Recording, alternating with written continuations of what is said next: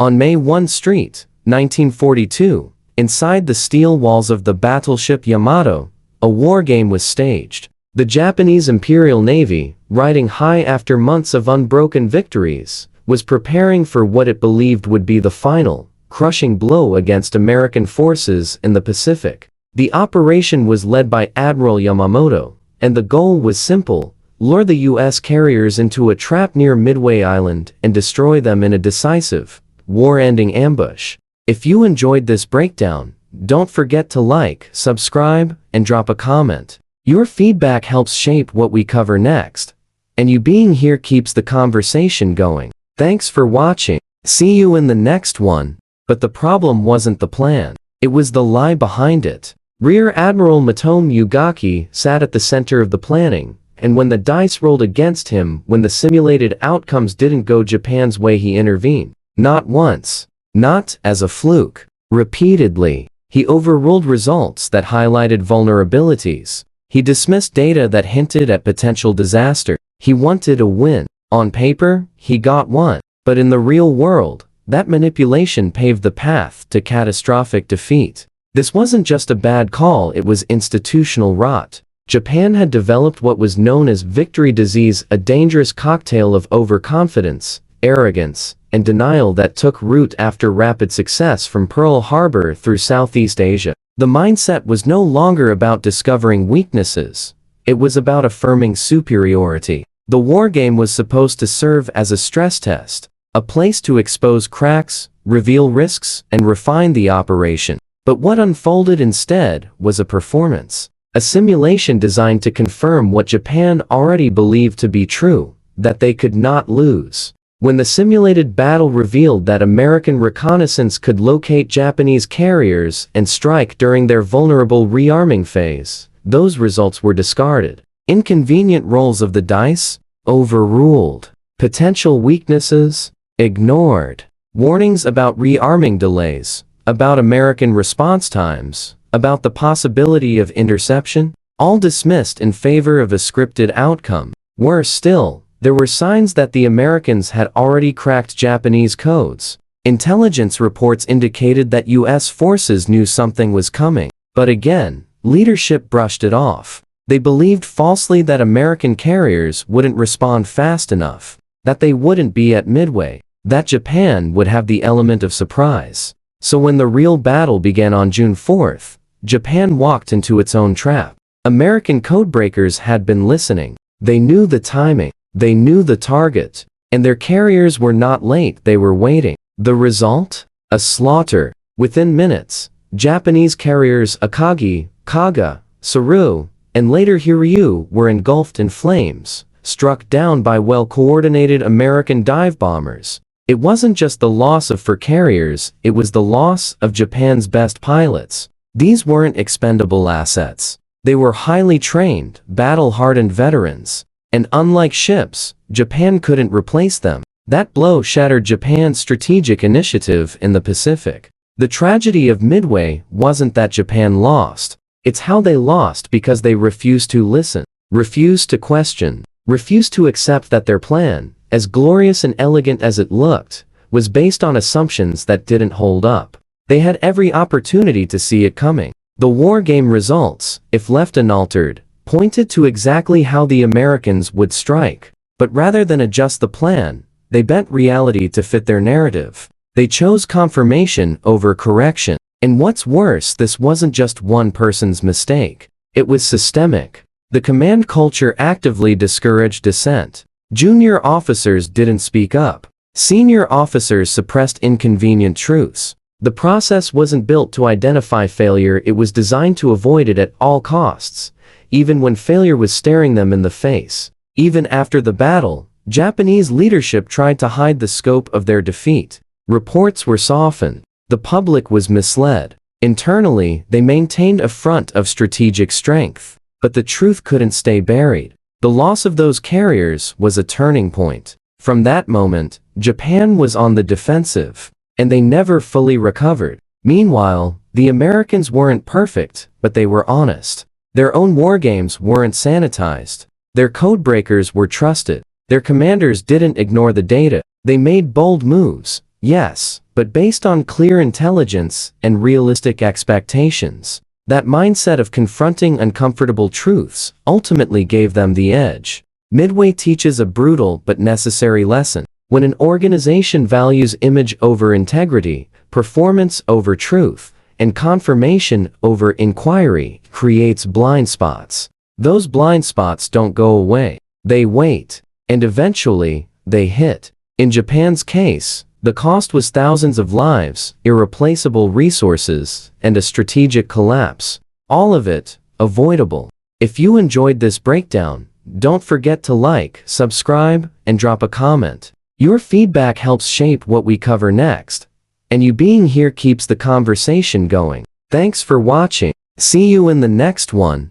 The deeper message here is not just about warfare, it's about decision making. Because this isn't just a military story. It's a blueprint for disaster in any organization, at any time. If a group becomes so convinced of its own greatness that it refuses to test its ideas honestly, refuses to tolerate disagreement, and manipulates feedback to feel more comfortable, it's heading for a fall. Midway wasn't lost in the ocean, it was lost in a wargame room, on a battleship, by men who refused to let reality interfere with their plans. There's no heroism in suppressing bad news. There's no strength in denying risk. There's no victory in faking the test and failing the battle. The wreckage of the Akagi, Kaga, Saru, and Hiryu still rests at the bottom of the Pacific, not just as war graves but as warnings. Evidence of what happens when pride outranks truth, and when simulations become rituals instead of reality checks.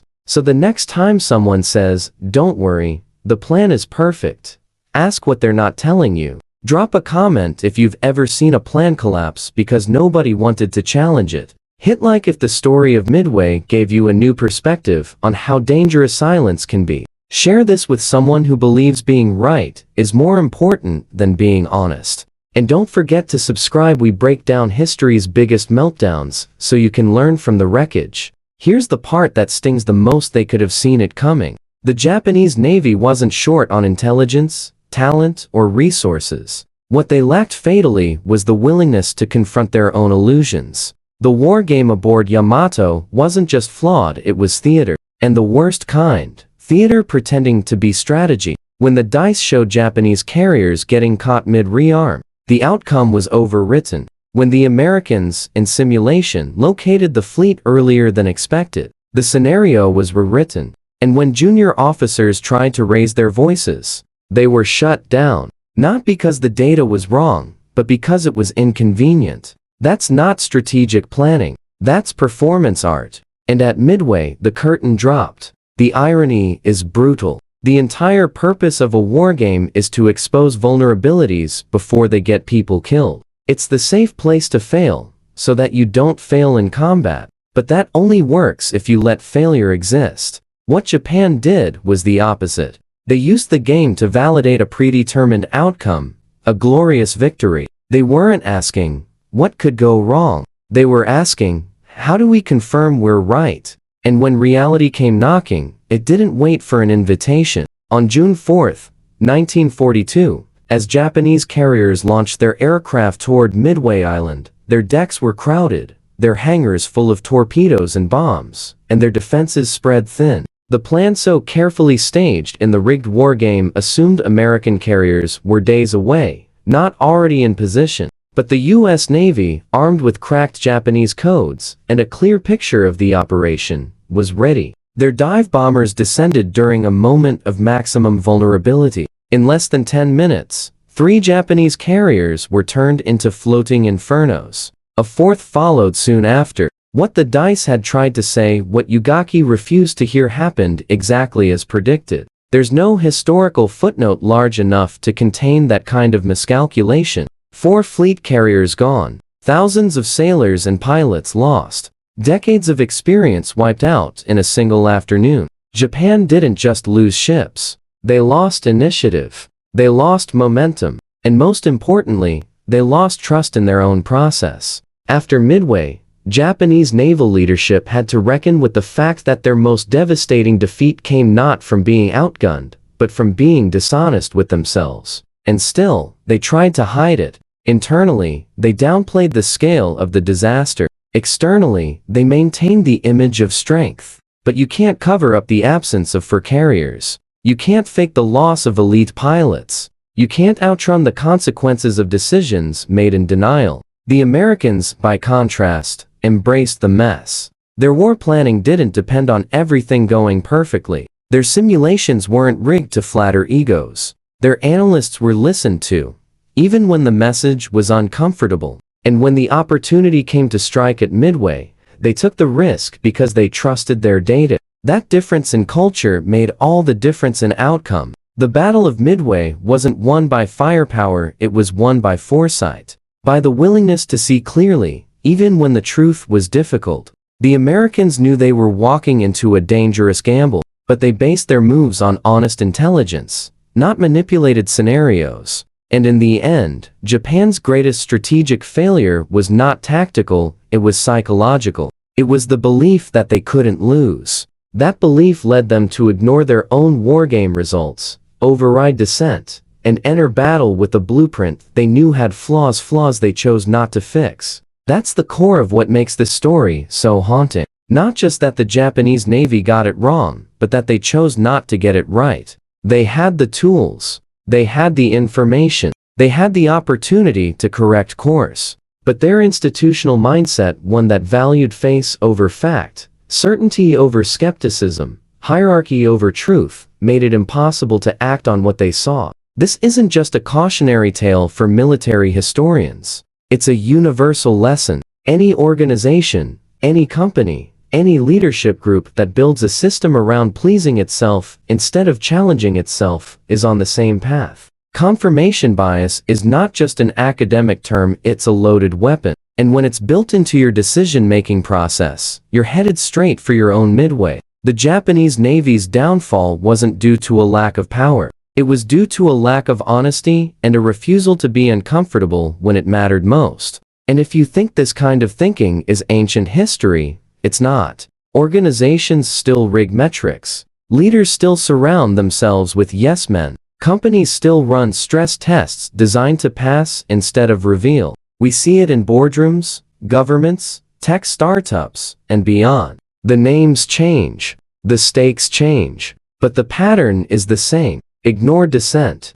Dismiss risk. Suppress data. Then act surprised when everything falls apart. It's easy to feel invincible when you're on a winning streak. That's what happened to Japan in 1942. Pearl Harbor, the Philippines, Malaya, Singapore. The victories stacked up. Morale soared. The myth of superiority took root. And soon, even wargames weren't allowed to interrupt the fantasy. But confidence without scrutiny is just ego. And ego doesn't survive contact with reality. Midway was that reality check. It was fast. It was brutal. And it was exactly what the wargame, if left untouched, had tried to warn them about. The ocean didn't care about Yamamoto's strategy. It didn't care about Ugaki's altered dice rolls. It didn't care about titles or medals or morale. It exposed every weakness in the plan and punished every refusal to listen. And those carriers lying in silence at the bottom of the Pacific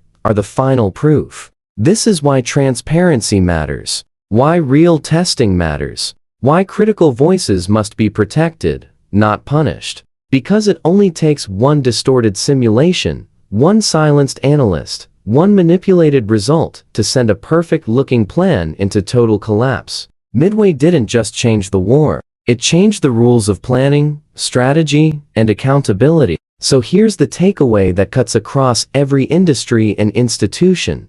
The most dangerous moment isn't when things are going badly. It's when they're going so well that no one's allowed to ask hard questions. That's when mistakes get buried. That's when bad assumptions turn into doctrine. And that's when failure becomes not just possible but inevitable. So speak up.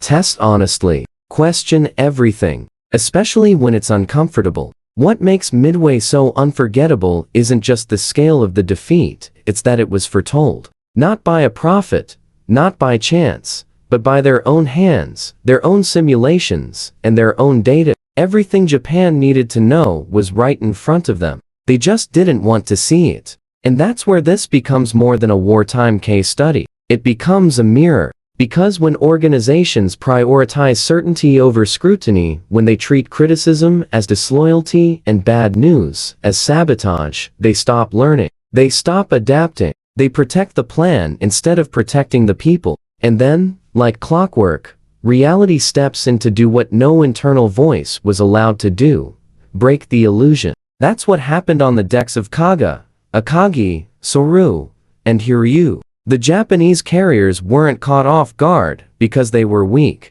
They were caught because they were unprepared to be wrong. They thought the Americans would be slower, that their movements would be obvious, that their carriers weren't even in range. All of that could have been re-examined, but it wasn't. Instead, Ugaki and other senior leaders altered wargame outcomes to fit the script. A script written in the language of pride.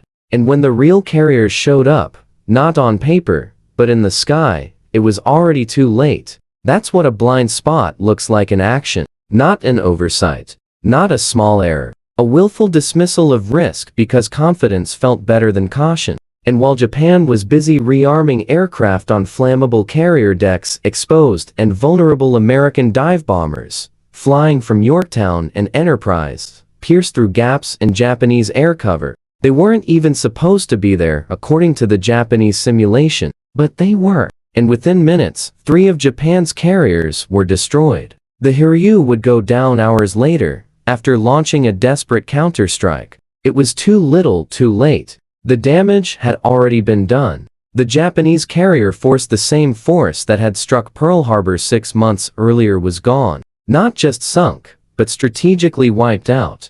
And with it, Japan's ability to project offensive naval power vanished. It's not that they couldn't build new ships, they could, but they couldn't replace those pilots. The elite crews, the experienced air groups, gone. The US, meanwhile, had the industrial muscle to recover. They built ships faster, trained pilots faster, adapted faster, because they knew they weren't invincible. That mindset, acknowledging your own limits, is exactly what Japan lacked at Midway. And here's where it gets even more uncomfortable. Japan didn't just lose the battle, they lied about it. They concealed the truth. The public wasn't told about the full extent of the loss. Internally, officers maintained an illusion of control. They couldn't afford, politically or culturally, to admit that 4 carriers had been destroyed in a single day. But denial doesn't undo consequences. The Pacific War shifted after Midway. Japan was now